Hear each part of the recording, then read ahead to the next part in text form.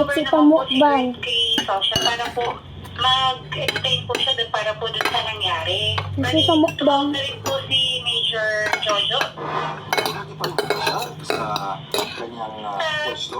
Ang alam ko si ano siya ay active sa system pero parang hindi yata pumasok si Carter because of trending yung radio niya.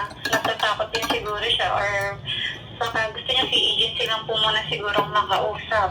Okay. So, Ma'am Liza, yung agency na lang tatawagan namin, so may number po kayo ng agency.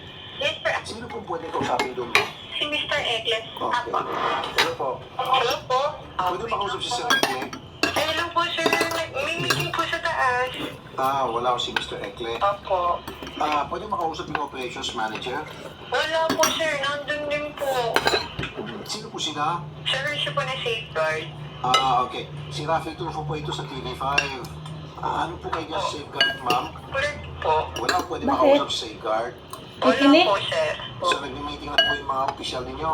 Opo. At sino pong pinag-meetingan? Opo. Si Rex, ano po? Pinag-meetingan, ano po? Malamang. Napanood yun ako kayo viral na medyo. Opo, sir. Meron tayo ng detalye na nakuha kanina. So, Idol, ito po ay nangyari sa Morning View Subdivision. Malapit po yun sa MCU, Caloocan City. Okay? Meron ko update dito kanina, nakausap ko yung Opo. current agency niya na pinagtrabaho ng SG. Pero bago niya, kakausapin natin itong concerned citizen na nag-post, si Mr. Jeff Fuentes. Mr. Fuentes, magandang hapon po, sir. Magandang hapon po, Sir Rafi. Salamat po doon sa pag-post ninyo at nakarating po sa amin yung inyong pinost at ina-actionan po namin. Meron po akong katanungan sa inyo, sir. Nung binibigyan niyo po yung pangyari, ano bang dahilan bakit nag-urmentado ito pong SG Mayabang? Itong si Rex. Dahil po sa kulang po yung tuhod ng tiging. Hindi po siya apat, kundi dalawa lang. Kulang ang pagkatuhog, yun lang ang dahilan dahil kulang, nagwala na siya. Opo, opo. Ang babaw naman. Opo, napakababaw po talaga. Lasing mo ba siya noong mga panahon niya? Hindi po. So, kulang yung pagtuhog at dahil doon, nagpimentado siya sa galit. Opo, yun po. Abang Kasi isda yung na. ginawa yun eh. Wala Nakabang mo o nag-aawat isda. doon po. Wala po, bigla siya nagpakilala ng pulis niya eh. Nagpakita ko ba siya ng baril? Bali, binuksan niya yung bag niya, pagkatapos yung magsalita ng pulis niya, tapos pinapin niya yung kamay niya sa bag niya, pero wala naman siyang nilabat. Okay, yung mga netizen narinig yun, meron na pinitiyong salita na pwede siyang kasuhan ng rape threat. Nasabi niya ata doon sa vendor na papariling kita, tama? Opo, nagsalita po siya ng ganun. Okay. Meron ba kayong alam na address o lugar na pwede namin puntahan yung pong vendor para matulungan po namin makapagsampa ng kaso dapat dito po sa Mayabang SG? Naisip ko na po sa isang po. Okay.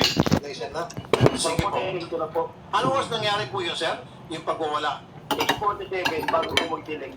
Paano po natigil yung kanyang pagmamayabang, sir? Hindi na kasi tumagot si Bay eh. Yung vendors. Si Bali. Hindi na po siya tumagot sa takot na rin po. So nagkawa na rin siguro siya. So, ang pagkakala po ng vendor at magiging po na nagbibigyan at nasa paligid, pulis talaga siya. Opo, hindi po ang pagkakata ng mga tao doon. Gawa na ng bakas na siya sa ating yung sinasabi na yun. Tumigil siya ang sinasabi na yun.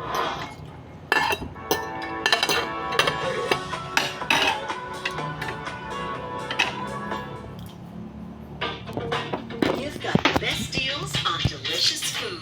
Order now.